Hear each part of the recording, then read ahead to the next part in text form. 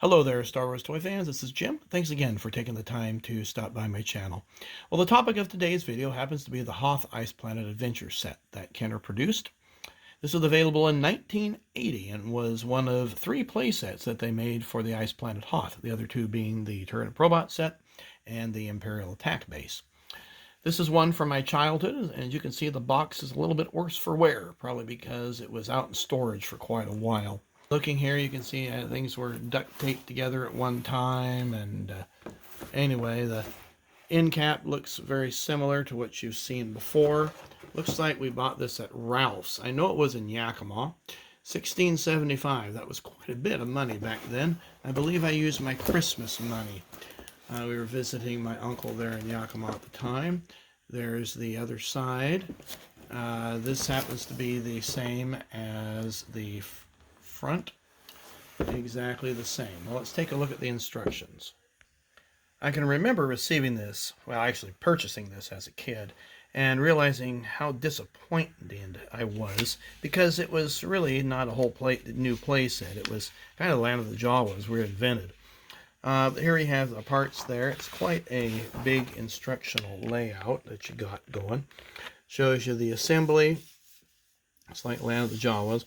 How to put the AT-AT together, which I'll try to do in this video. And then you have the foot pegs, similar to the Land of the Jawas, so you can stand people up on the inside. AT-AT's quite extensive to put together. And then you have the radar laser cannon. And then here we have battle lever action, so you can shoot somebody just like Land of the Jawas. You have this little elevator, so you can bring them up into the AT-AT. And you can stand figures on pegs inside the AT-AT. So, you can see there from the instructions, I had it in my 3-ring binder when I was a kid. Now, there are a lot of pieces to this play set, as you can see. And we have here the base where the AT-AT goes. And then here are the legs, which have gotten bent and torn over time. And we happen to have here the body. And then, of course, the head.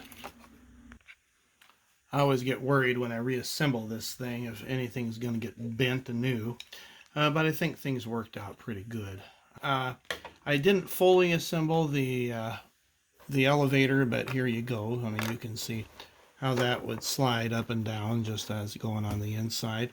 This is the back side. It's a snap fit. And if I get a permanent display, that'll be fun. These are what the pegs look like. So you basically drop this down inside before you assemble everything and then rotate it 90 degrees, and that locks it in place, and then your figure can stand on the pegs. Now, just like Land of the Jawas, you have 1, 2, 3, 4, 5, 6, 7 places, 8 if you count that, where you can stand your figures. And so we could stick the Hoth Stormtrooper there and one there. Incidentally, you can tell the difference between mine and the one that I picked up as an adult. Mine were kept in the case pretty much their entire lifetime, which is why the white is so nice on the plastic. And then you can stick your Rebel Commander there, and then your Hoth Trooper there. And then I guess, we'll stick him back over. We'll put him there. And then, you know, just like with Land of the Jawas, you have your reset figure here. So get a guy and you're going to shoot him, and then he just pops off. So not really all that impressive. The radar cannon was kind of a fun thing. It moves like so, has tracks, and it rotates. See, that's mine. It was red paint there. But that's pretty much all it is. You had to assemble this thing, and that snaps into place right there. Really nice little thing. Kenner did come out with a better radar cannon later on as an additional accessory that does explode. Well, I hope you enjoyed this video. Please give it a thumbs up if you did. Subscribe to the channel if you're new, and we'll see you on another Star Wars video.